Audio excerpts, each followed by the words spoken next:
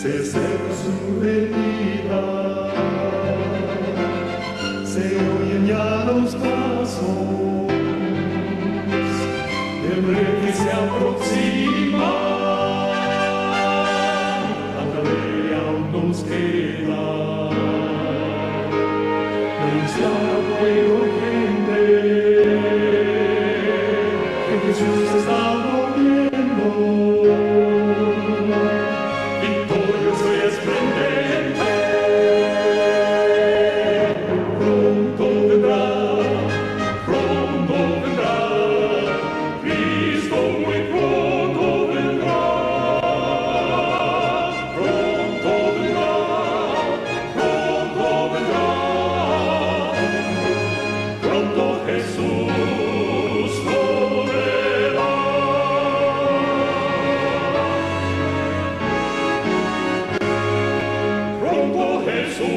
Y yo tengo una pregunta antes de que empecemos, no sé, pero no sé si tendremos tiempo, pero no sé si hacemos la oración antes de que empiece el tema o te puedo preguntar algo antes de empezar. Sí, pregunta algo antes, sí. Ok. Quería entender eso un poquito de las personas que están endemoniadas o que no están endemoniadas. Por ahí había escuchado un escrito o leído un escrito está donde dice que todo empieza con una tentación y nosotros podemos estar en la lucha pidiendo al Señor que nos ayude a no caer. Pero después, mientras vamos, si nosotros ya empezamos a acariciar ese pecado, eso quiere decir que nosotros ya tenemos un demonio en nosotros y hay también diferentes tipos de demonios que son unos más tranquilos y los otros que no lo son. ¿Eso es así? Básicamente sí. Básicamente, estar endemoniado es estar bajo el control absoluto del demonio. Y eso es el estado al que llega la persona en la cual, digamos, le vamos dando algo de control al demonio en nuestras vidas. O sea, el diablo tiene control de nuestra vida en cada pecado. Cada pecado que yo haga le abre la puerta al diablo. Si el pecado es conocido y acariciado, entonces nosotros estamos dándole una entrada al diablo, al punto en el que el diablo puede tomar el control completo de la persona. Ahora, la manifestación demoníaca, nosotros comúnmente la asociamos con las personas que echan espumarajo, se revuelcan en el suelo o hablan con voces así, o sea, tipo la película del exorcista, ¿no? Yeah. Pero por ejemplo, Elena de White, cuando habla de los fariseos, de los sacerdotes, justamente en un caso que ella comenta, el tema de los endemoniados, dice que los fariseos estaban dominados y endemoniados igualmente que el endemoniado que se estaba arrastrando. Pero para ellos, para esas personas, el diablo tomaba una forma más estilizada, una forma más atractiva, más refinada, dice ella. Y en apariencia pareciera que no estuviesen endemoniados, pero estaban tan igualmente endemoniados como el endemoniado al que Jesús curó en Capernaum. Entonces de eso nos da a entender de que no todas las manifestaciones demoníacas son iguales. O sea, hay gente que pueda estar endemoniada y ser una persona muy educada, muy culta, muy refinada en sus modales, en su estilo de vida, ¿ya? Puede ser inclusive cuidarse la salud, etcétera, ¿no? El punto es que está al control del demonio. Y por eso es que el Señor Jesús nos manda a nosotros a que evaluemos sus frutos. Por sus frutos los conoceréis. Y no nos manda que evaluemos su aspecto ni su hablar, sino simplemente sus frutos, porque es en el fruto de la obediencia donde el diablo puede imitar todo, pero lo que el diablo jamás imitará, porque no quiere, porque no lo va a hacer, porque va contra su misma naturaleza, es la obediencia. Él por sí mismo, él es un rebelde. Entonces, evidentemente, es en la obediencia donde se prueba realmente si alguien está guiado por el Espíritu de Dios o está bajo el control de los demonios. Ahora, cuando por ejemplo, yo sé que todos pecamos, pero si, por ejemplo, yo no sé, si alguien tiene un pecado acariciado, ya está endemoniado porque ya empezó con una tentación, y entonces al acariciar un pecado quiere decir que Satanás ya tomó el control. Pero ¿qué pasa con las personas que de repente están en la tentación, pero no quieren, están en la lucha, no pidiéndole al Señor, no quiero caer, ayúdame, ayúdame, están pendientemente. ¿Eso está endemoniado esa persona o es que Satanás viene y No, se le acerca para tentarlo? exacto. O sea, una cosa es el pecado de rebelión, que es que una persona está como el caso de los fariseos, una persona que está entregada a la rebelión, y otra cosa es un pecado, qué sé yo, de tentación, de debilidad, o un pecado de ignorancia. Son igualmente pecados, son igualmente desobediencia a la ley de Dios, pero no implican lo mismo, porque en el caso de una debilidad, un engaño, como fue de Eva engañada, eso digamos que no están endemoniados, no están bajo el control, han caído, pero no están endemoniados. ¿Por qué? Porque el diablo no es que ha tomado el control completo, que esa es la clave. La clave de un endemoniado al de un pecador es que en el demoniado el diablo ha tomado el control completo de la persona, de su mente, de su corazón. Ese es el endemoniado. Ahora, Entonces, cuando tú dices... Ujú, perdón. es el caso de la persona que no anda en su propia voluntad, sino en la voluntad del demonio. Ok, ahora tú dices, por los frutos los conoceréis, pero Satanás puede usar personas que están endemoniadas, que puedan hacer milagros, y aparentemente tienen buenos frutos, y nosotros podemos decir, wow, este tiene buenos frutos, Pero pero no está. por eso te dije el fruto no es ese, no es la apariencia, no es los milagros, el fruto es la obediencia a la ley de Dios. Y no la predicación de la ley de Dios, sino la obediencia a la ley de Dios. Porque es lo que dice la Biblia, ¿no? Dice que a la ley y al testimonio, si no dijeron conforme a esto porque no les ha amanecido. Entonces, el fruto es la obediencia. El fruto es la obediencia a la ley de Dios, correcto. Ok, aparentemente podemos ver en alguien que tiene frutos, pero de repente pueden ser también usados por Satanás, ¿no? O sea, para que cometan, no sé, para nosotros pueden ser frutos, pero no lo son. Yo no sé, yo pienso que... Claro, el diablo engaña con los frutos, por supuesto que sí. Hay gente que piensa que los frutos se refieren por ejemplo, en la iglesia adventista tradicionalmente se nos dice, pero ¿cuál es tu fruto? ¿Cuántas almas has llevado a la iglesia? Para ellos el fruto es cuántas almas has ganado, pero ese no es el fruto del que habla Jesucristo. El fruto que habla Jesús es Gálatas, cuando dice los frutos del Espíritu. Y son frutos, oye, que están ahí bien claramente especificados: amor, gozo, paz, paciencia, benignidad, bondad, fe, mansedumbre, templanza. Contra esas cosas no hay ley.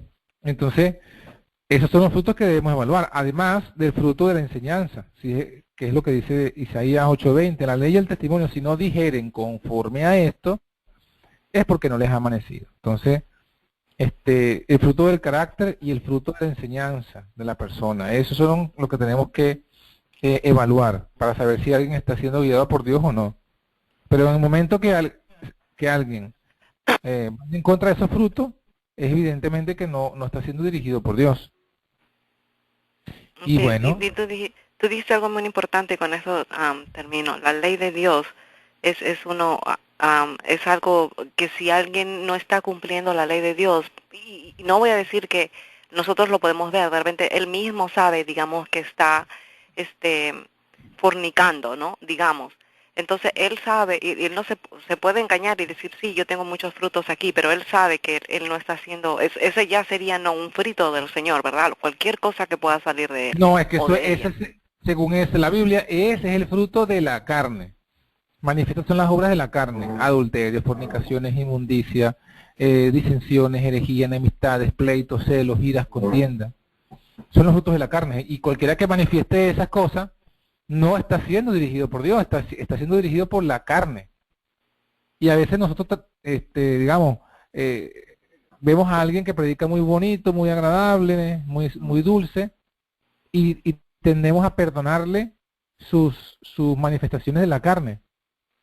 Y no es lo que dice la Biblia. La Biblia dice que cuando alguien está manifestando los frutos de la carne es porque no está siendo dirigido por el Espíritu de Dios. O sea, para la Biblia no hay grises. La Biblia blanco y negro. Entonces, en algún momento, si uno está siendo dirigido por el Espíritu, uno manifiesta las obras del Espíritu. Pero si yo me descuido y me dejo llevar por la carne, manifiesto las obras de la carne. Ahora, el endemoniado es aquel que no tiene voluntad. O sea, es aquel que está bajo el control de otra mente. Es una mente que está bajo el control de otra mente. En este caso, el endemoniado está bajo el control del diablo. Fíjate el caso, hay un caso bíblico donde aparece, creo que es justamente el de Capernaum, que aparece un endemoniado que se lanza a los pies de Jesús y le dice: ¿qué tienes contra nosotros, Jesús Nazareno? Yo sé quién eres, el Santo de Dios. Entonces Jesús le pregunta: ¿cómo te llamas? Legión me llamo porque somos muchos.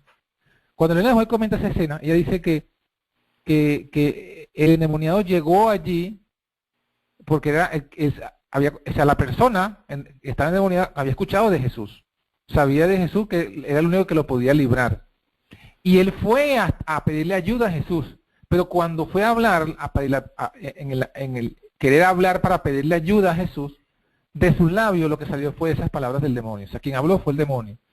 Entonces ahí vemos un ejemplo de lo que es un endemoniado. O sea, un endemoniado no tiene el control absoluto de sus facultades, ni de su mente, ni de sus labios, ni de su cuerpo. Está bajo el control de la mente del diablo.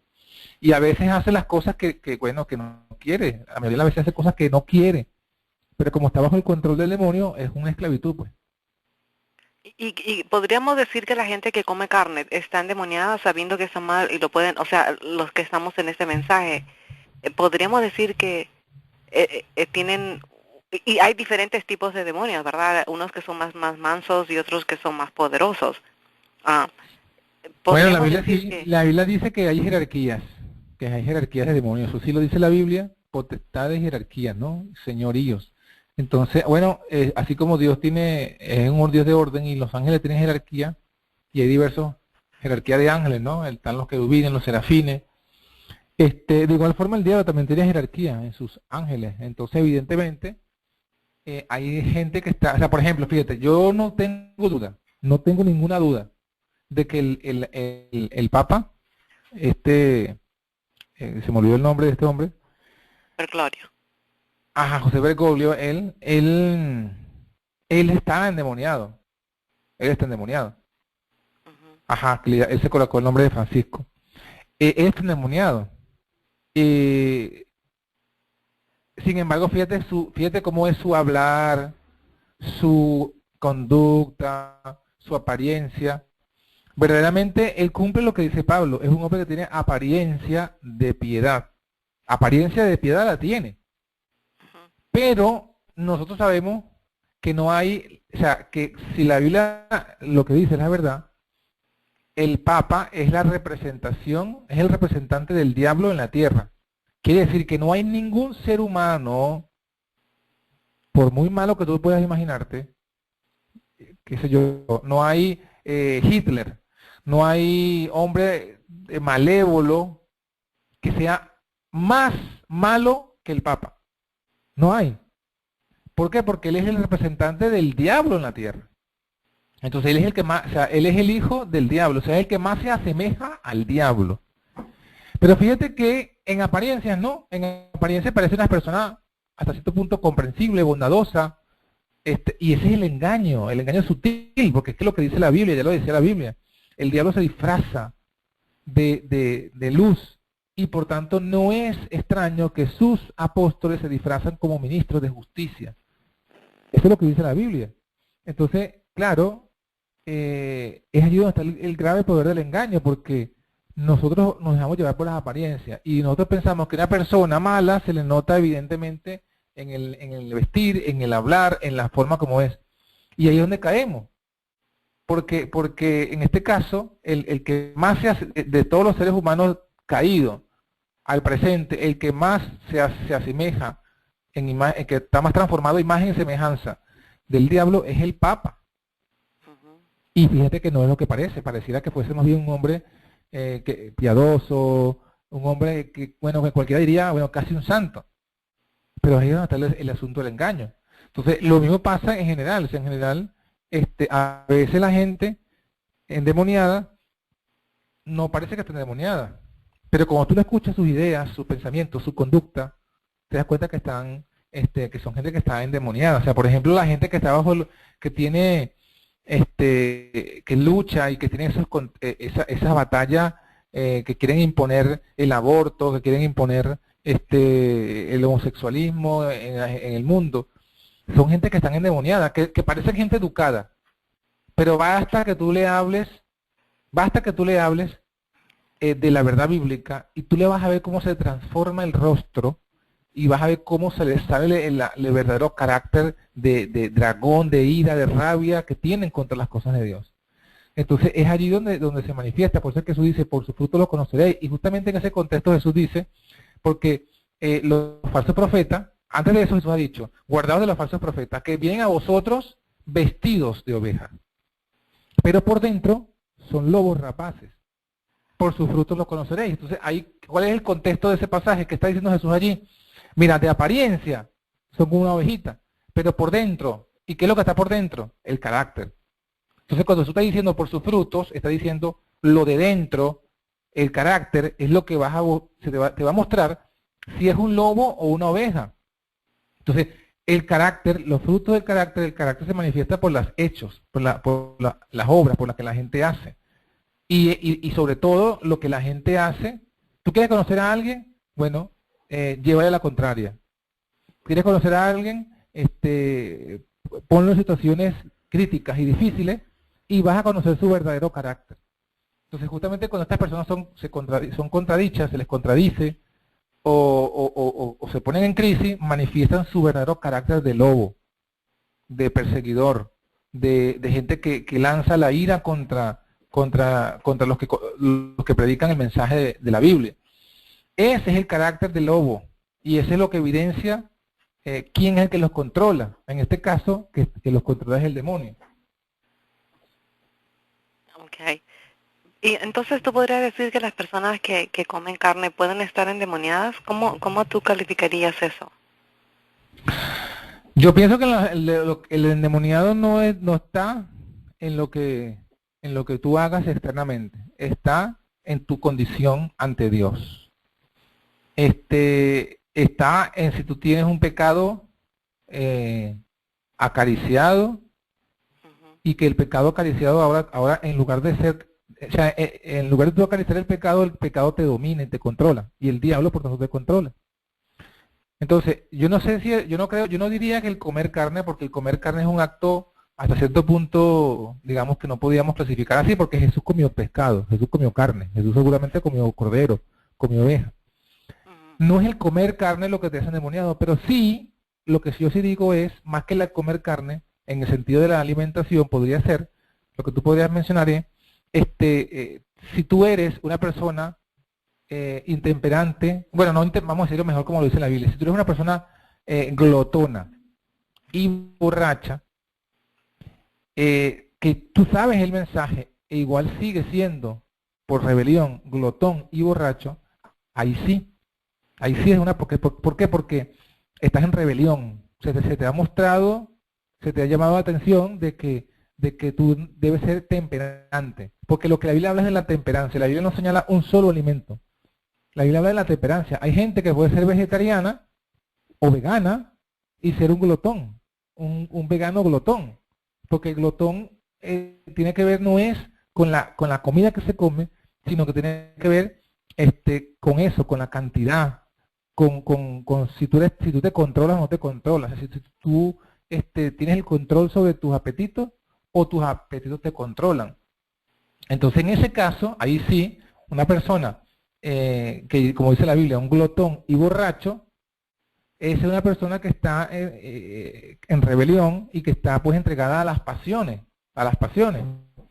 Entonces, en ese contexto, está esclavizado y por supuesto que está bajo el control del demonio. Ahí sí, así se lo podríamos, de esa forma sí se podría decir que una persona glotona que come dirigida exclusivamente por el apetito, por el gusto, o sea, come lo que le gusta al paladar, sin pensar en si es saludable o no, si tiene nutrientes o no. Esa sí es una persona que está controlada por sus bajas pasiones y eso significa que está pues endemoniada.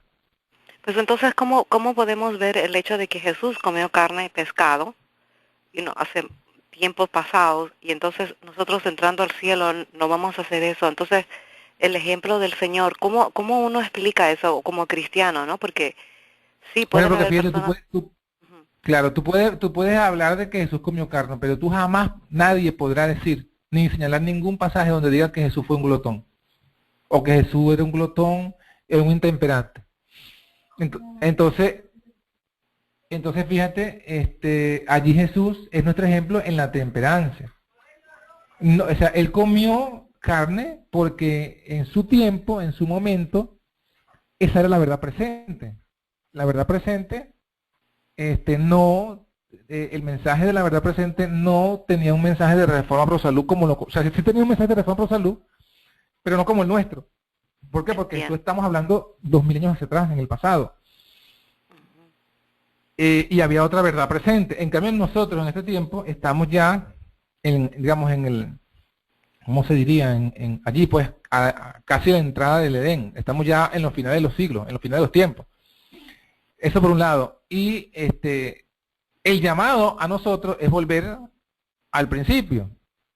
Entonces, nosotros tenemos pues un mensaje de Reforma Pro Salud que nos llama a descartar ciertos alimentos porque en el tiempo presente estos alimentos traen enfermedades, estos alimentos no son parte del plan de Dios, y Dios nos llama a que volvamos a los alimentos originales.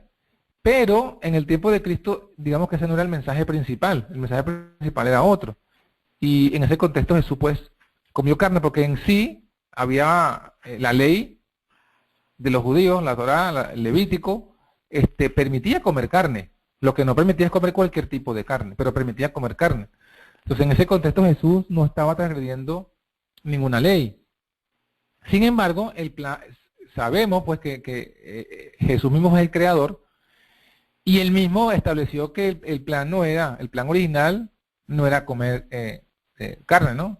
Es como que tú, por ejemplo, fíjate, es como decir que, es como sacar un ejemplo, decir, mira, pero David tuvo varias mujeres, o Salomón tuvo 1000 mujeres, y eso significa que nosotros hoy día vamos a tener lo mismo. No, porque evidentemente eran otro tiempo, eran otros requisitos, eran otras cosas, ¿no? Hoy día el Señor nos llama a lo mismo, a volver al origen, que fue lo que Jesús le dijo justamente sobre el tema del matrimonio, se los dijo a los fariseos. El que los creó al principio los hizo varón y hembra. Entonces no había justificación para que el hombre tuviese ni 2, ni 3, ni 4 mujeres o que repudiara a la que tenía por cualquier causa. Entonces, digamos que ellos le preguntan, bueno, pero entonces ¿por qué Moisés dio carta de divorcio? Entonces Jesús responde, y esa respuesta yo pienso que también aplica al caso de la carne, ¿no? Al caso de que Jesús comió carne en sus días. Y hoy día Jesús nos dice que no comamos carne. En sus días, Jesús se aplica lo mismo. ¿Qué dijo Jesús? ¿Por qué Moisés permitió la carta de divorcio? Dice, por la dureza de vuestros corazones. Pero al principio no fue así. ¿Eso qué quiere decir? Bueno, que hay circunstancias en las que por la dureza de entendimiento del hombre, Dios permite algunas circunstancias. En el caso del tiempo de Jesús, o el de los judíos, Dios les permitió comer carne, por la misma razón, por la dureza de sus corazones. Por la misma razón que Él permitió el divorcio, Él les permitió comer carne, por la dureza de su corazón, no lo entendían. Pero al principio no fue el plan original. Lo mismo que dice Jesús del matrimonio, que al principio no fue así, lo mismo se puede decir de la alimentación. Bueno, ¿por qué Noé y Moisés permitió comer carne? Bueno, por la dureza de vuestros corazones. Pero al principio no fue así, porque al principio Dios le dijo al hombre que comiera frutas y semillas. Entonces, el mismo razonamiento que hace Jesús del matrimonio aplica para la alimentación. Dios les permitió comer carne por la dureza de sus corazones, pero al principio no fue así. Entonces, si Dios pide que volvamos al principio, en cuanto al tema del matrimonio, también nos pide que volvamos al principio en cuanto al tema de la alimentación y en cuanto a todo lo que tiene que ver con el hombre, lo que Dios estableció al principio. También estableció al principio el sábado. También estableció al principio muchas otras cosas que están en Génesis, ¿no? Entonces, el plan para este tiempo nuestro no es la ley de Moisés, que permitía comer carne, que permitía carta de divorcio, que permitía un montón de cosas. Para nosotros, el plan de Dios es que volvamos al origen, al Génesis, y que vivamos, que tratemos de vivir como está el plan de Dios que se le dio a Adán en el Génesis. Ok, entonces más o menos porque los hermanos de la corporación se pueden agarrar con, oh, Jesús comió carne, yo también voy a comer carne. Eso es muy claro, y que también comió pescado, ¿no? Eso Mm, simplemente, lo que tú estás tratando de decir es que en el tiempo de Jesús, prácticamente la carne no estaba tan mala como lo está ahora. Entonces era como más o menos permitido y no era una verdad presente en ese tiempo. Pero ya correcto. pasan los tiempos, ya pasa el tiempo ahora y todo está prácticamente cambiado. Entonces lo que el Señor quiere es protegernos y deja a Elena G. de White diciendo no, no está bien que coman carne porque en el cielo ya no vamos a matar animales tampoco.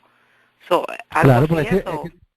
correcto, correcto, sí, y además de eso que te faltó decir es que también es que Dios quiere que tengamos salud, o sea, eh, el Dios también da el mensaje pro salud para que su pueblo tenga mejor salud. ¿Por qué? Porque, bueno, justamente en el aumento de las enfermedades de los animales, al comer carne de esos animales enfermos, las enfermedades se iban a multiplicar.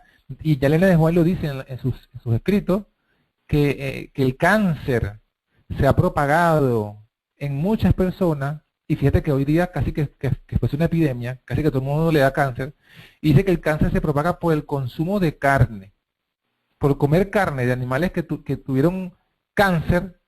Si un animal tuvo cáncer y muere y yo me como ese animal, la carne de ese animal, yo automáticamente adquiero el cáncer. Entonces mucha gente que hoy día tiene cáncer, porque hoy día está casi que de moda el tema del cáncer, es por el consumo de carne. Y por eso es que Dios también le dio el mensaje a su pueblo para evitar ese montón de enfermedades que se están manifestando en el mundo. Entonces es un mensaje de amor, es un mensaje que Dios nos da para que eso, como lo dice la Biblia, para que tengamos salud, no solamente salud espiritual, sino salud del cuerpo.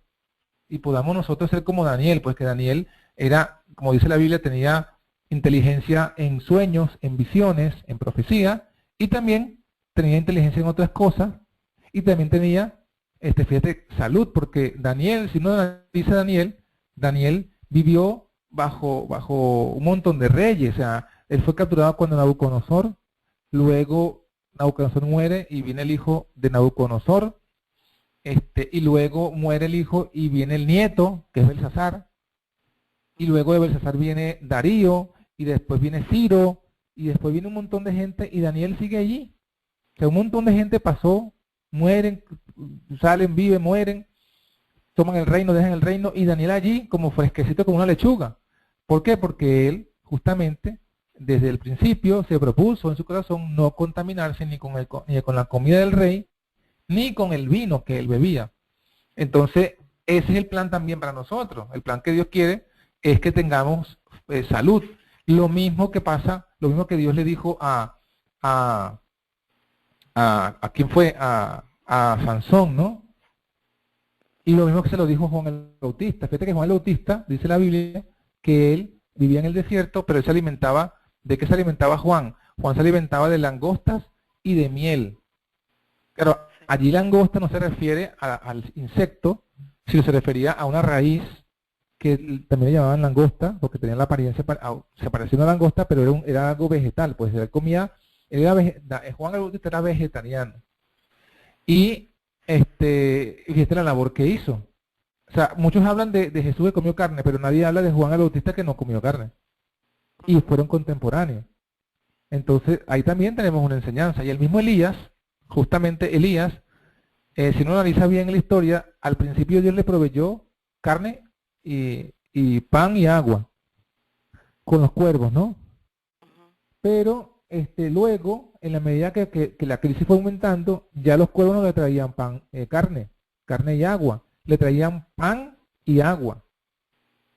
Cuando la crisis aumentó y cuando después que él luchó contra Jezabel, le cortó la cabeza a los profetas de Baal y salió huyendo hacia el monte de Oreb, en esos 40 días dice que el ángel le trajo torta y agua. O sea, ya a Elías ya no le trajeron carne. Entonces fíjate que allí se muestra que el Elías hay un cambio en su alimentación. Hay un cambio. La alimentación de Elías fue de comer carne a vivir sin carne. Y hablando de Israel, antes de que entraran en la tierra, antes de que Dios les permitiera por Levítico comer carne, fíjate que el plan de Dios era que comieran solamente maná.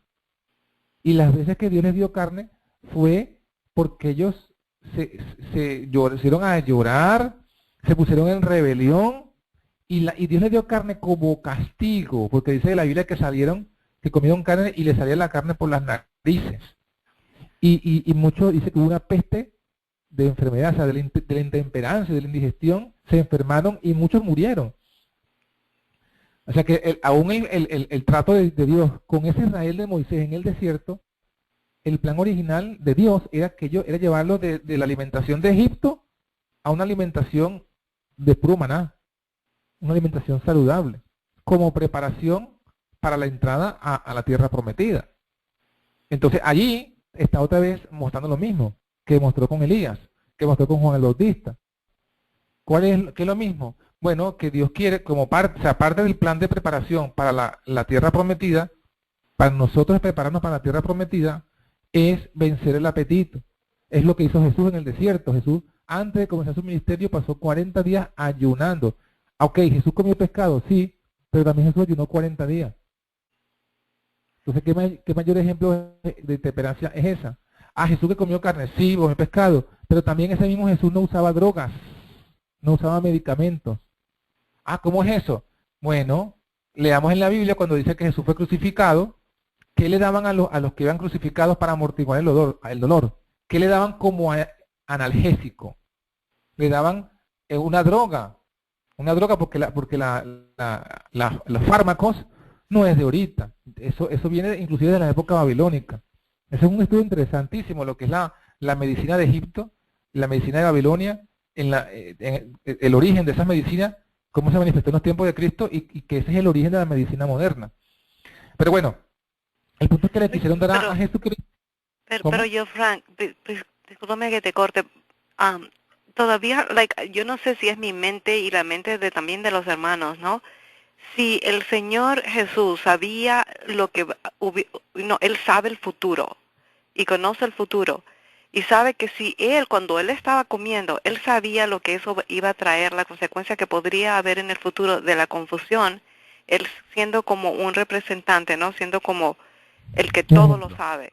Entonces Él come el pescado y Él come la carne. Entonces muchos de nosotros decimos Jesús lo hizo, entonces si Jesús lo hizo, yo quiero ser como Él. Y claro, entendemos el tema de lo antiguo, pero eso es algo que nosotros no podemos explicar y de repente lo entenderemos en el cielo porque... Bueno, te lo explico. No, si se puede explicar. Lo que pasa, Brenda, es lo siguiente. Lo que pasa es que los que dicen eso no saben ni siquiera lo que dicen. Vamos a ver. Vamos a hablar del tema. Porque queremos hablar del tema, vamos a hablar del tema. Ok, ¿qué carne comió Jesucristo? Los que defienden su consumo de carne basado en ese versículo están mal. Si usted quiere comer carne como Jesús, bueno, cómala como la comió Jesús. Primero, la carne que se menciona que comió Jesús, seguramente la que se menciona y la que presumimos que comió, podemos decir que solamente fueron pescado y cordero, ¿no? Por el tema del sacrificio en la Pascua, ¿no? Pero cuando el judío comía carne, el mandamiento de comer carne, tenía que la carne estar bien preparada. ¿Y cómo es que era bien preparada? O sea, la carne que se comió Jesús y que comían los judíos conforme a la ley no podía tener ningún rastro de sangre. Eran animales que tenían que ser muertos o sacrificados conforme a la ley. ¿Y cómo era eso? Lo dicen los discípulos. Los discípulos recogen ese mandamiento y lo presentan como vigente para los cristianos de su tiempo cuando le dicen en Hechos 15, absteneos de ahogado y de sangre. Entonces, por ejemplo, aunque alguien quiera comer gallina y mata la gallina, si usted estrangula la gallina, esa carne, aunque es de gallina, es inmunda y usted no la puede comer, porque dice la Biblia que tiene que ver, claro, estamos hablando si estuviésemos viviendo bajo la ley mosaica. Bajo la ley mosaica, nadie podía comerse una carne de un animal estrangulado, aunque fuese carne limpia, porque el animal estrangulado, la sangre quedó en la carne y la carne quedó impregnada de la sangre, y ya esa sangre la incapacitaba como consumo, aunque fuese carne limpia. Entonces, la forma que un judío podía comerse la carne era una carne que llaman hoy día kosher, una carne sin sangre. Nadie me va a decir que las carnicerías de hoy día, las carnes que venden en las carnicerías, son carne kosher, son carnes que tienen el tratamiento de que, de que el animal fue matado y fue desangrado y no fue ahogado. Nadie tiene esa certeza.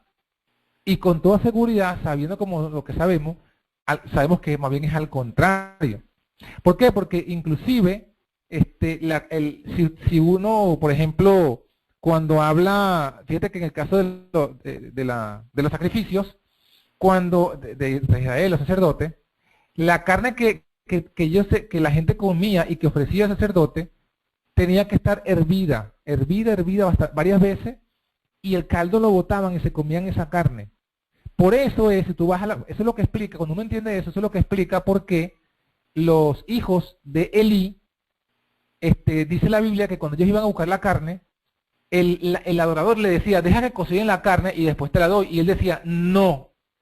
Los hijos de Leví decían, decían, no queremos la carne cocida. No tomaremos carne de ti cocida, sino cruda. Ay, ¿por qué? ¿Y por qué el empeño de ellos comerse la carne cruda? O sea, alcanzar la carne cruda y no la carne hervida. Porque parte del proceso de limpieza de la carne, para quitarle todo el resto de sangre, era que hervían a la carne, le quitaban todo el resto de sangre que podía, botaban esa agua con sangre, que es lo que mucha gente llama la sopa, o el consomé, y se comía la carne que a la final, esa carne desangrada, hervida en agua bastantes veces, sin esa carne ya no tenía ni sangre y no tenía sabor. ¿Qué es lo que a la gente le apetece de la carne? La sangre que está en la carne. Eso es lo que le da el sabor atractivo a la gente.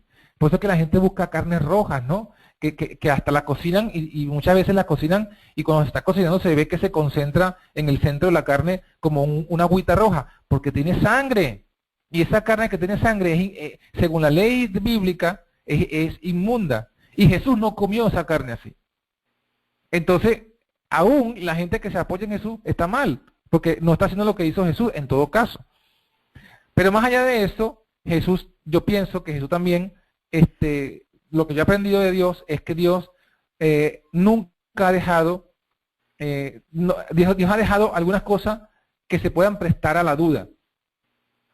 Ejemplo, lo dijo Jesús abiertamente. Los discípulos le preguntan, Señor, ¿por qué le hablas a ellos en parábola? Y a nosotros claramente, ¿por qué no le dices a ellos claramente las cosas? Entonces Jesús dice, les hablamos en parábolas para que viendo no vean, oyendo no oigan, ni entiendan, no se conviertan y yo los sane. Y uno dice, bueno, ¿cómo es posible que Jesús diga que Él habla así para que la gente se confunda?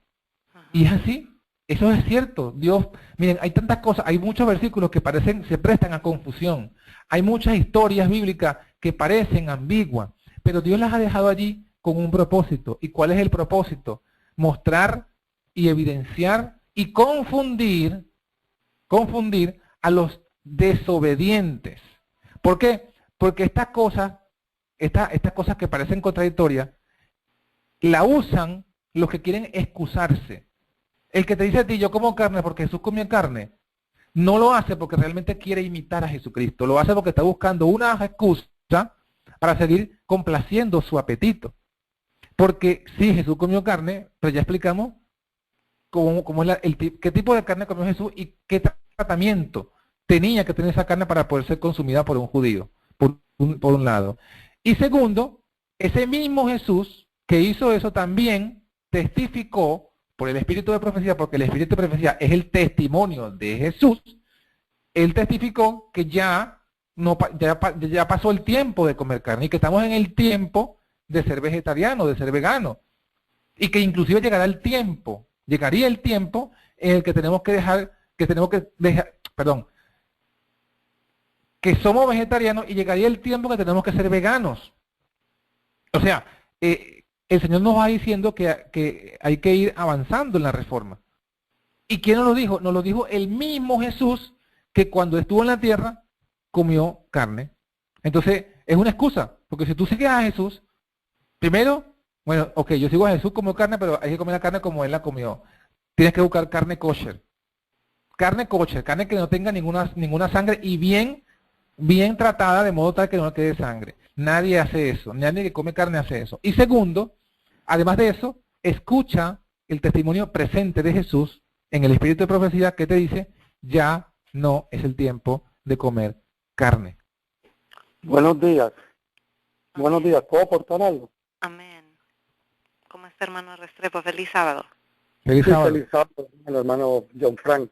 Tremenda disertación y solo quiero añadir algo sencillo para no interrumpirle su temática. Algo muy importante, como explicó el hermano, hay que ir al santuario. ¿Ve? En el atrio se comía carne, está claro. ¿Ve? Pero una vez nuestro Señor Jesucristo pasó del lugar santo al lugar santísimo, pues ya no se comió más carne, ¿ves?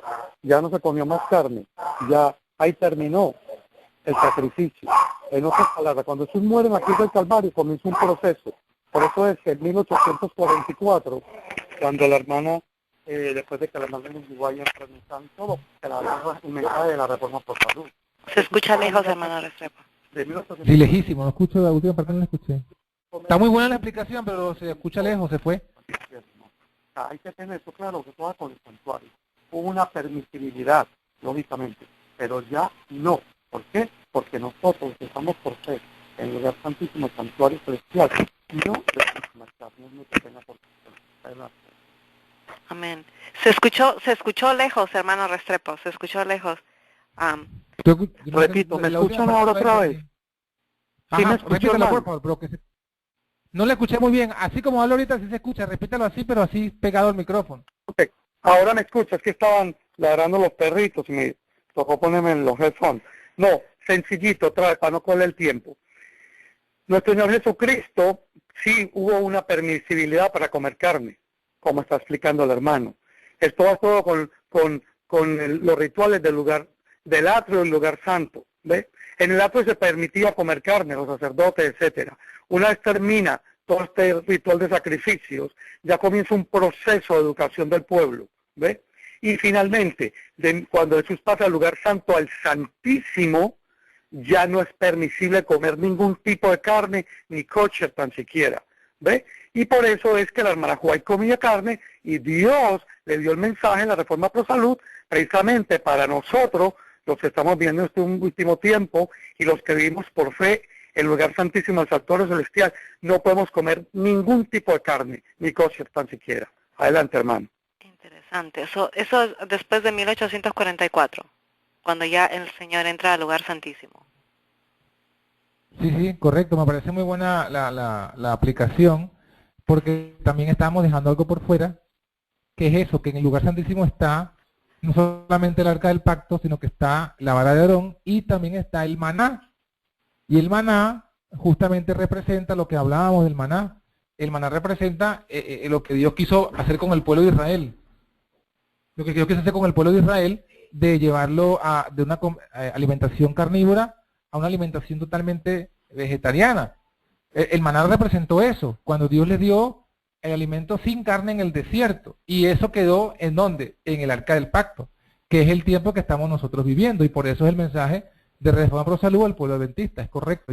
Me parece muy buena esa, Sí. muy sencilla como él dice, y muy buena esa aplicación también, pues, porque hoy día, aunque Jesús comió carne bajo ciertas condiciones y bajo cierto tratamiento, hoy día igualmente ya no está permitido. Inclusive el mismo Jesús ya no come carne. O sea, él comió carne en la tierra, pero en el cielo él no come carne. Entonces, bueno, fíjese que ahí salen muchas evidencias que echan por tierra ese argumento muy, no sé si decirlo tonto, pues muy simple, perdón, es la palabra mejor. Un argumento muy simplista, decir yo como carne porque Jesús comió carne como estuvo aquí y ya, y justificarse en eso. Eso es una justificación para complacerse el apetito. Simplemente yo lo veo así. Wow, eso ahora ya sabemos cómo defender y cómo pensar, ¿no? También para ser justos en nuestros corazones. Y John Frank, volviendo a lo que habíamos empezado sobre las personas que pueden estar endemoniadas y no lo saben, y eso quiere decir prácticamente son las que tienen un pecado acariciado. Prácticamente ya no tienen dominio propio porque ya Satanás está dominándolos. y ya no escuchan el Espíritu Santo, simplemente lo hacen y dicen, bueno, yo no estoy haciéndole mal a nadie, yo lo voy a hacer porque es algo personal o qué sé yo, no pueden buscar todas las Excusa. excusas posibles. Ok, llega un momento que esa persona decide seguir al Señor y en su caminar va acercándose a Él y poco a poco estos demonios van saliendo de la persona, poco a poco con el ayuno y oración, la amistad con el Señor. Y de pronto puede llegar un momento que ya no tienen pecados acariciados, sí están pecando, pero están en la lucha pidiéndole a Dios, ayúdame a no cometer esto. Pero llega un momento en que Satanás dice, bueno, ya salimos todos los demonios de ahí, ¿no? Pero dice, bueno, es tiempo que nosotros volvamos para allá. Tiempo para que nosotros volvamos a ver si puede caer en lo mismo. El linaje de White dice que vienen 7 veces más demonios para que poder hacerlos caer nuevamente y entrar a la persona. Ellos trabajan hasta que lo logren. A mí me parece tan duro eso cuando que ellos puedan hacer caernos, voy a decir, y me voy a incluir a mí también, que tengan tanto poder que puedan hacer caer. O sea, vuelve a repetirse la historia del pasado, así es como es. Esos demonios vienen a tentar en lo mismo que antes uno salió y otra vez vuelven a lo mismo. Sí, estaba buscando el pasaje porque lo que tú dices no lo dice Elena de White, sino que lo dice Jesús. Jesús dice, No, Jesús. 7 espíritus peores, ¿no? 7 espíritus. Jesús dice cuando el demonio sale Lucas, ese versículo es Lucas 11, mira, Lucas 11:24. Eso lo dice, no Elena de White, bueno, seguramente Elena de White lo dice comentando la Biblia. Lucas 11:24 dice Jesús lo siguiente: cuando el espíritu inmundo sale del hombre, anda por lugares secos, buscando reposo, y no lo halla. Y dice, me volveré a mi casa de donde salí. Y viniendo, la halla barrida y adornada, y vacía. Entonces va y toma otros 7 espíritus peores que él, y entrados habitan allí, y el postrer estado del hombre es peor que el primero. O sea, aquí está claramente Jesús diciendo que sí, que es posible que alguien que haya sido, bueno, dice muchas cosas, fíjate, este pasaje dice muchas cosas. Primero, como todo pecado, cuando yo he pecado o he participado en un pecado, yo quedo con una debilidad de ese pecado. Yo quedo con una propensión, eso es lo que llama la Biblia propensión. Yo quedo con una propensión a ese pecado, una debilidad a ese pecado. ¿Esto dónde lo dice aquí? Bueno, aquí dice, cuando el espíritu inmundo sale del hombre y anda por lugares y no haya reposo, dice, me volveré a mi casa. O sea, el demonio que fue expulsado de una persona, él sigue pensando que esa persona le pertenece e intenta retomar la casa de nuevo. Eso sería cuando el pecado del cual yo fui vencido, yo fui liberado, quiere tomarme el control de nuevo. ¿Por qué? Porque como yo caí en ese pecado, tengo una debilidad hacia ese pecado, tengo una propensión. Ahora, ¿qué dice Jesús aquí? Bueno, la encuentra barrida y adornada y vacía. Entonces, ¿qué pasa? Bueno, que cuando Cristo nos libera del pecado o de los demonios, evidentemente Cristo pone orden en la casa, pone orden en nuestra vida, en nuestro carácter, en nuestra forma de ser, en todo, ¿no? Pero el énfasis donde el Espíritu puede volver a tomar el control de esa casa, es cuando la encuentra vacía. O sea, el punto es que la encontró vacía. Ninguna casa puede estar vacía. Si Jesús nos saca el demonio, ¿con qué objetivo saca Jesús los demonios de nuestra vida? Él quiere venir a morar con nosotros. Y fíjate que ¿cuál es la casa en la cual está así, barrida, adornada, pero también está vacía? En la profecía bíblica se menciona de esa forma a la Odisea, porque la Odisea, Jesús está fuera, tocando la puerta. Él dice, si alguno oye mi voz y abre la puerta, entraré a él y cenaré con él y él conmigo. O sea, que Jesús está fuera de la casa. Entonces esa casa está vacía. Entonces, justamente ese es el problema. Cuando el espíritu inmundo lo encuentra ordenadita, pero vacía, ¿qué dice Jesús? Va y toma 7 espíritus peores que él. O sea que sí, la condición viene a ser peor que la que uno estaba antes. O sea, también lo dice Pedro, ¿no? Dice que le ha acontecido lo del proverbio. El perro vuelve a su vómito y la puerca lavada a revolcarse en el cieno. Entonces, y el espíritu, la condición es peor. O sea, por eso es que el cristiano que ha sido liberado, ya sea de los demonios o de algún pecado, no podemos descuidarnos. En el momento que nosotros nos descuidamos, estamos propensos a que el diablo tome otra vez el control. Y sí, viene a hacer la condición aún peor que como estábamos antes. ¿Por qué? Porque antes no conocíamos y estábamos allí por ignorancia. Pero ahora conociendo el espíritu que es rechazado, Cristo que es rechazado, se aparta, ¿no? Completamente. Y queda, como aquí dice, más espacio para los demonios. El diablo busca 7 espíritus. Esto podría decir que, como usa el número 7, no es que es literal, sino que simboliza que queda completamente, porque el 7 es completo, completamente lleno de demonios.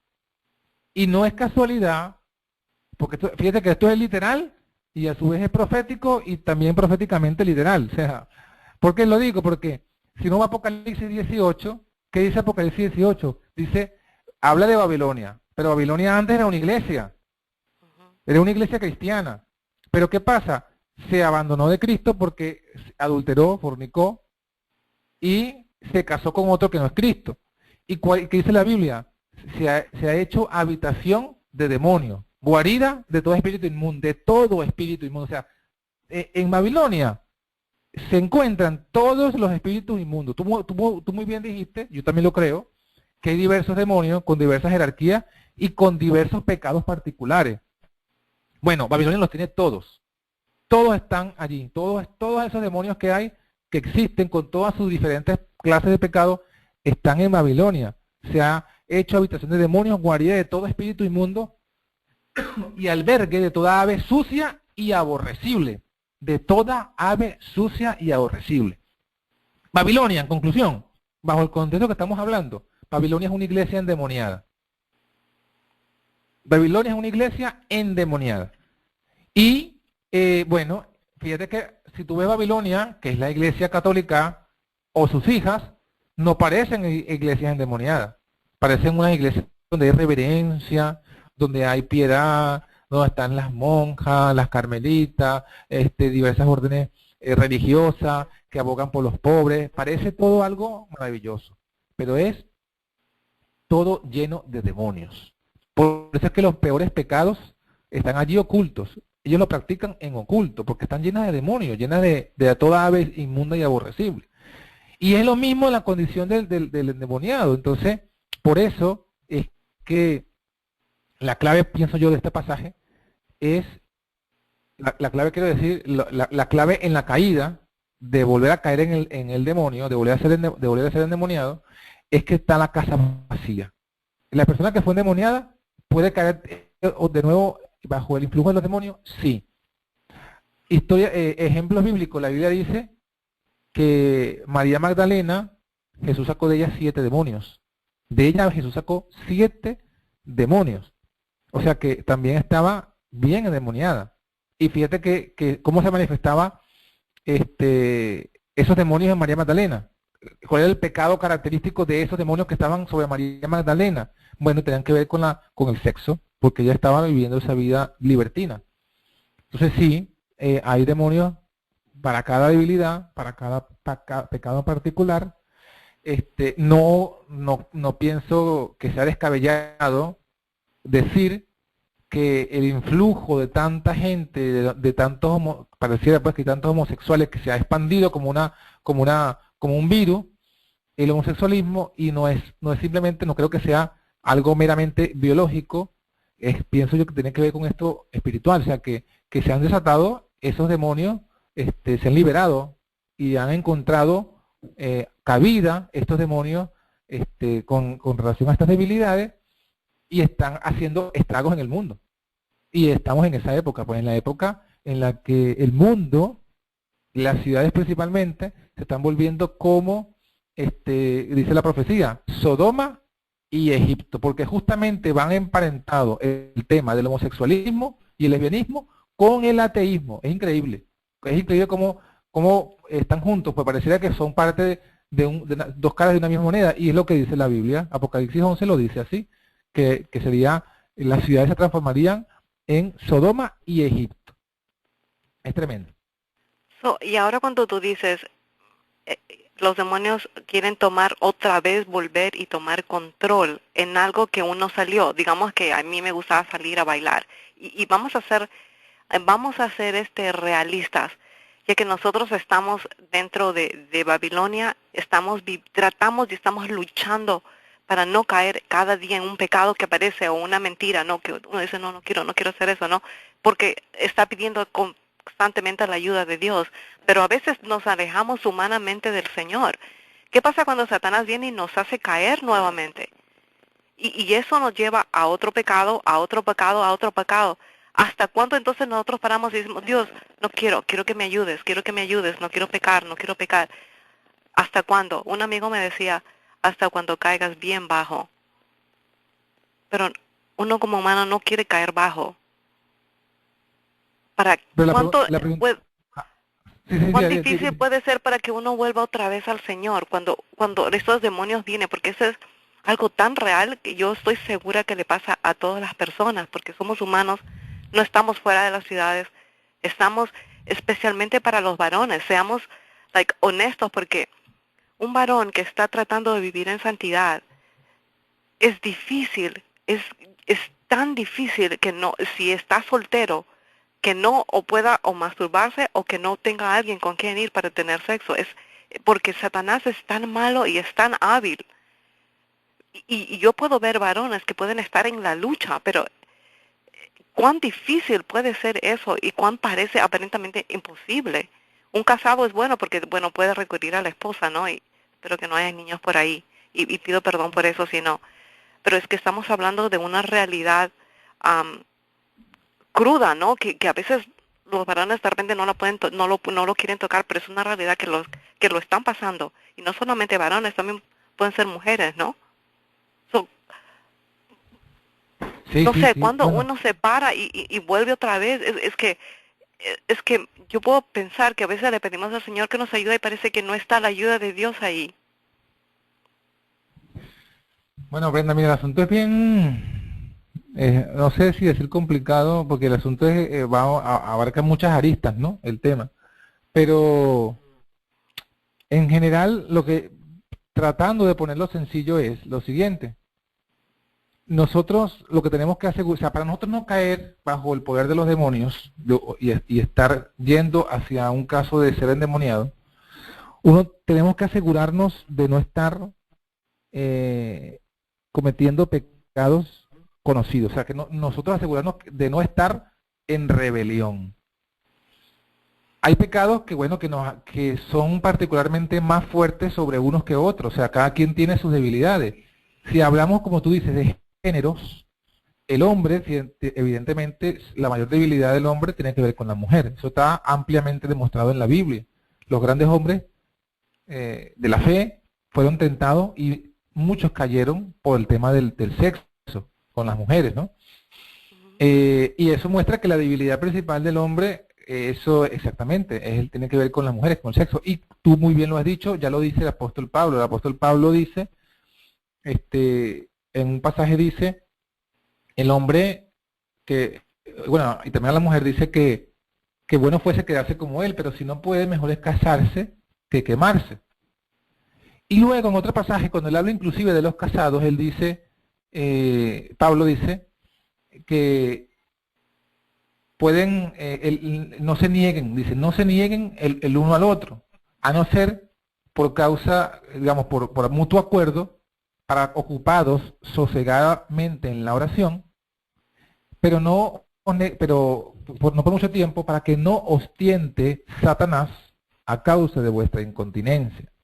Entonces, evidentemente está diciendo allí que, tomando ese pasaje junto con el otro, que la mejor forma de solucionar o de evitar caer o estar expuesto a caer en esa tentación del sexo, que es el pecado característico de esta época, ella lo dice tajantemente: a causa de las fornicaciones, cada hombre tenga su propia mujer y cada mujer tenga su propio marido. Y los casados no se nieguen el uno al otro, sino corto tiempo, para no caer en tentaciones. Entonces, evidentemente, ahí está la solución que Dios ha dado. Cada hombre tenga su propia mujer y cada mujer su propio marido. Y bueno, por eso es que dice, no es bueno que el hombre esté solo, y tampoco la mujer. El plan de Dios es que nosotros estemos juntos, pues en parejas, ¿no? Entonces, claro, allí eso es una ayuda, pues, para evitar ese tipo de cosas. Pero mientras eso ocurre, mientras uno no consigue la pareja que Dios le mande, uno tiene que, bueno, desarrollar en oración esa continencia, ¿no? Uno tiene que, ahí entra, ahí también una vez más, Brenda, entra el tema de la alimentación. Hay citas de Elena de White en Consejos sobre el régimen alimenticio y otros textos, donde ella dice que justamente para evitar el despertar las pasiones sexuales, hay que evitar el consumo de carne, el consumo de huevos y el consumo de leche y queso, que justamente esos alimentos es lo que, digamos, de hecho ella aconseja, recuerdo haber leído, que a algunos jóvenes que practicaban el vicio secreto, a lo que ella se refiere a la masturbación, les recomendaba que dejaran el consumo de huevo, que el huevo los hacía más propensos a estar allí, como quien dice, activos en el tema del sexo, y los llevaba a la masturbación. Entonces ahí vemos que, por un lado, los consejos de la salud tienen que ver para también dominar ciertas pasiones.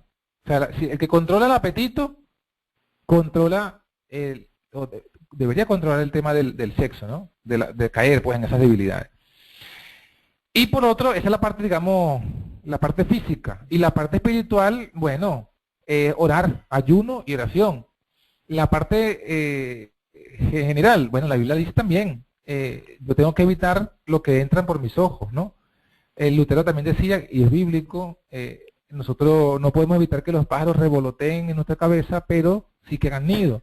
Y ahí tenemos nosotros que luchar contra nuestros propios pensamientos. El apóstol Pablo dice, no recuerdo el versículo, pero seguramente lo conocerán, dice, trayendo cautivo todo pensamiento a la obediencia de Cristo. ¿Y es que qué significa eso?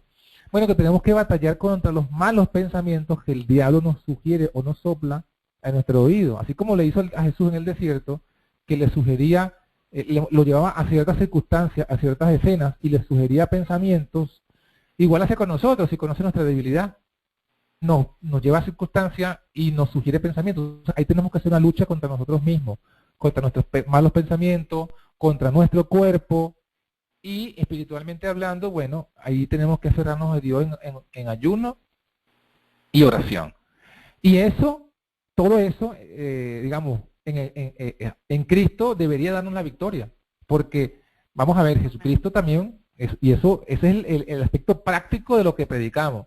Jesucristo también tuvo carne de pecado, y fue hombre, y Él venció, Él no pecó ni de pensamiento, o sea que Él no permitió ningún pensamiento de ese tipo de pecado cayera en su mente, ni permitió, ni practicó ningún vicio secreto, ni anduvo en fornicación ni adulterio, aunque Él tenía carne de pecado. Entonces, su vida es un ejemplo de que sí es posible vencerlo. ¿Qué es lo que tenemos que hacer nosotros? Bueno, justamente cuidar lo que llama Elena de White las avenidas del alma. Cuidar las avenidas del alma, lo que entra por nuestros ojos, lo que entra por nuestros oídos, lo que entra por nuestras narices, lo que hablamos y lo que pensamos, eso tenemos que salvaguardarlo, ¿no? Tenemos que tomar los consejos que se nos ha dado, como repito, o sea, hay consejos, yo recuerdo que los leí bastante, cuando estaba pues en mi época de soltería. Ella recomienda abstenerse de ciertos alimentos a los hombres, y si los hombres son dados a eso también. Entonces, hay muchos consejos en la Biblia, en los testimonios, que nos ayudan y nos dan, digamos, nos ponen en mejor condición para vencer el pecado. Pero a la final también es cierto que la victoria es en Cristo Jesús, por la fe, ayuno y oración. Amén. Pues yo puedo decir bienaventurados los hombres que están escuchando, ¿no? Y que están luchando por eso. Porque yo creo que el Señor ve más que todo el corazón, la lucha de alguien que sabe que está haciendo mal, ¿no? Porque no hay ningún justo, ¿no? Sí. A la final el Señor, por supuesto, Él conoce los corazones, Él sabe los motivos. Una cosa que quede clara, una cosa es la rebelión, otra cosa es la caída por engaño o por debilidad. Son dos cosas muy diferentes. Y el Señor se compadece como, bueno, está el ejemplo del fariseo y el publicano. El publicano cayó y él sabía que había caído y no tenía ninguna excusa y lo que pedía era al Señor misericordia. El otro se sentía superior, se sentía que si era obediente, porque hacía esto, aquello y lo otro, y realmente uno descendió justificado y el otro no. A mí se me olvidó decirte algo, Brenda, porque estamos hablando del tema y se me olvidó, yo pensé decir algo y después lo olvidé, ¿no? Dije del pecado del hombre. El pecado de la mujer, la debilidad del hombre tiene que ver con el tema de la mujer y el sexo, ¿no? La debilidad de la mujer tiene que ver con la vanagloria. Con la vanagloria, tiene que ver, por eso es que justamente el tema del mensaje que da Dios a través de la vestimenta, etcétera, porque la debilidad de la mujer es eso, ¿no? Entonces por allí también el diablo entrampa a cada género, ¿no? El hombre por un lado, la mujer por el otro, y bueno, ahí es donde tenemos que cada uno librar nuestras batallas, ¿no? Cada quien, dependiendo de lo que somos hombres o mujeres, depende si estamos casados o solteros, si estamos en la ciudad, en el campo, todos tenemos nuestras batallas y a la final todos tenemos que ser victoriosos en Cristo Jesús. Amén, amén. Y hablando de la vanagloria, ¿no? De lo que como uno se dice, y yo no voy a mentir que yo me pongo pantalón, ¿no?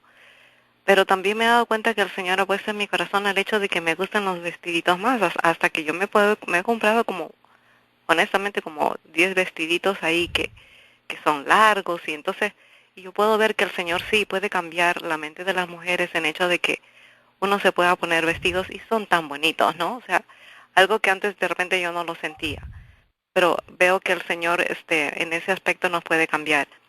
Pero como tú dices, y volviendo al pecado, a la rebelión, que el Señor bendiga, ¿no?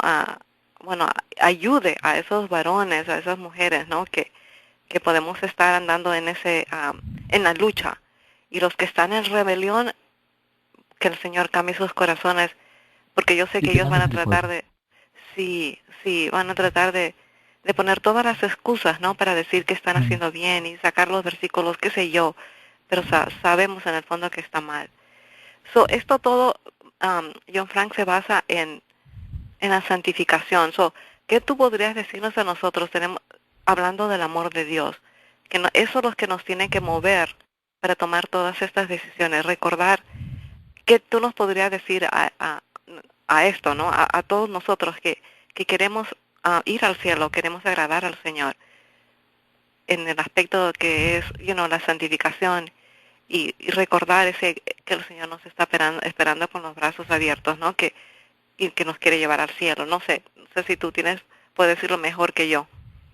Bueno, yo lo que veo, tratando de verlo así todo, en un todo como me lo preguntan, hay un versículo que lo dice: todo aquel que tiene esta esperanza en Él se purifica a sí mismo. Ese versículo es el que te relaciona la santidad con el amor a Dios, porque dice todo aquel que tiene esta esperanza en Él. ¿Cuál esperanza? El versículo viene hablando es de la segunda venida de Cristo, ¿no? Y está diciendo todo aquel que tiene la esperanza de ver a Cristo y reunirse con Cristo, se purifica a sí mismo. O sea que nuestra purificación viene ese es 1 Juan, ya lo conseguí. 1 Juan 3:3, ¿no? Pero fíjense, vamos a leer los del 2 para ver el contexto. Dice 1 Juan 3:2, muy amados, ahora somos hijos de Dios. Aún no se ha manifestado lo que hemos de ser, pero sabemos que cuando Él aparezca, segunda venida, cuando Él aparezca, seremos semejantes a Él, porque le veremos como Él es. Y cualquiera que tiene esta esperanza, ¿cuál esperanza? La esperanza de encontrarse con Cristo en su segunda venida. Cualquiera que tiene esta esperanza en Él, se purifica a sí mismo como Él es limpio, como Él es puro. Entonces, aquí relaciona la santificación con la segunda venida. O sea, todo aquel que quiere encontrarse con Cristo y vivir con Cristo por la eternidad, no le queda otro camino que la santificación. ¿Por qué? Porque nuestro apartamiento de Dios, el hecho de que fuimos expulsados de esa comunión con Dios, del Edén, de todo eso, vino por el pecado. O sea, el pecado nos separa de Dios en el presente. Y el pecado que acariciemos determinará que seamos destruidos por fin y que no vivamos para siempre con el Señor. Entonces, cuando uno realmente ama a Dios por lo que Él ha hecho por uno, al enviar a su Hijo, a dar a su Hijo, al dar a su Espíritu y todo lo que está haciendo en nuestra vida, cuando uno llega a amar a Dios, ya el deseo de uno es conocerlo en persona y vivir con Él por la eternidad. Entonces, cuando eso arropa el corazón, yo veo, a mí me gusta mucho la historia de una escena de Pedro, cuando Pedro le dice al Señor Jesús que lo estaban lavando los pies a los discípulos, llegó el turno de Pedro y le dice Pedro a Jesús, Señor, no me lavarás, no, tú lavando los pies, no me lavarán los pies jamás, porque para él era como mucho humillación que su maestro estuviese haciendo esa labor. Entonces Jesús le dice finalmente, si no te lavare, no tendrás parte conmigo. Entonces yo veo a Pedro que cambia totalmente, ¿no? De un punto a otro, porque luego dice, primero no quería que lo lavara y ahora le dice, bueno Señor, entonces no me laves solamente los pies, lávame todo. O sea, vemos un cambio radical en Pedro, pero ¿por qué fue el cambio radical? Porque si había una cosa sobre toda la tierra que Pedro amaba, quería y no quería dejar por nada del mundo, era de estar con Cristo, de tener parte con el Mesías, con aquel que ya había encontrado, ¿no? Y por eso él estaba dispuesto a hacer lo que fuera para no perder esa comunión con Cristo, para no perder estar con Cristo. Y si había que lavarse los pies, bueno, entonces no solamente los pies, el cuerpo, todo, báñame. Y si hay que ir a la muerte, yo voy. Él lo fue sincero. Sabemos que él negó a Cristo, pero en el momento él fue sincero. Lo que le faltó fue conocimiento de sí mismo, que él humanamente iba a negarlo. Pero en el momento él fue sincero en lo que dijo. Y así vemos a Pedro siempre, ¿no? Señor, si eres tú el que está caminando sobre el mar, bueno, manda a que yo vaya sobre ti, sobre las olas. Y Jesús dice, bueno, ven. Entonces, ¿qué es lo que vemos allí? Pues lo que yo pienso que debe ser el pensamiento o el sentimiento de todos nosotros cristianos, ¿no? Estar dispuesto a hacer lo que haga falta para no perder la comunión con Cristo. Y en ese contexto es la verdadera motivación de la santificación. O sea, la santificación, lo que nos motive a purificarnos no debe ser el creernos superior a los demás. Es decir, bueno, yo ahora hago esto y voy a ser mejor que los demás. Yo ahora hago esto otro y yo ahora voy a tener mayor paga, mayor gloria, mayor fama. Nada de eso es la verdadera santidad. De hecho, Elena de White, cuando habla de eso en el Conflicto de los Siglos, dice que los que estaban bien avanzados en la santificación, Daniel y otros, nunca se jactaron de sí mismos como santos. Siempre se sentían pecadores, ¿no? Entonces, ¿por qué? Porque lo que los motivaba a ellos no era el sentirse mejor que los demás, sino simplemente ellos lo que los motivaba era amor hacia Cristo. Y lo mismo debe ser nosotros. O sea, cuando nosotros estemos realmente enamorados de Dios, el amor de Dios nos constriñe, dice Pablo, y estaremos dispuestos a dejar el pecado que dejar, estaremos dispuestos a hacer las reformas en nuestra vida, alimentación, vestimenta, estilo de vida, etcétera, que haya que hacer. Por eso es que Jesús al final resumió todo en dos cosas, ¿no? Amarás a Dios sobre todas las cosas y a tu prójimo como a ti mismo, porque es que de otra forma no vamos a hacer nada. O sea, si nosotros no vamos a Dios, no vamos a cumplir ninguno de los requisitos que Él nos pide. No vamos a procurar la santidad, no vamos a procurar nada, si no lo amamos. Frank, ¿y los que se caen, se levantan y siguen adelante? Eso es diferente. Una cosa es caerse, tú lo has dicho, otra cosa es la rebelión. Caerse, un niño se cae. Yo siempre cuando me preguntan de eso en relación a la santidad, yo digo, mira, yo lo he entendido cuando lo comparé un niño. La Biblia dice que nosotros somos, cuando comenzamos en el camino cristiano, somos niños en la fe.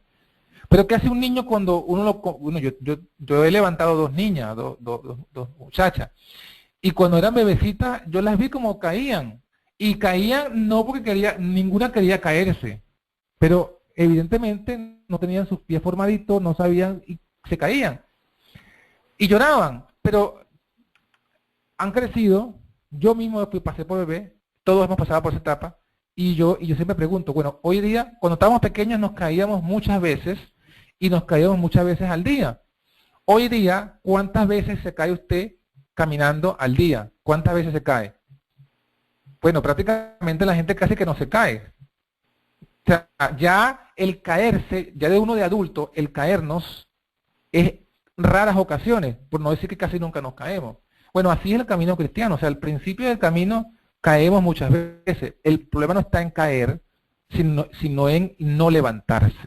Por eso es que hay un proverbio que dice, 7 veces cae el justo y 7 veces se levanta. Por eso lo dice el proverbio, porque el problema no está en caerse, el problema está en mantenerse caído, en uno abatirse. Por eso Jesús mismo lo dice, ¿no?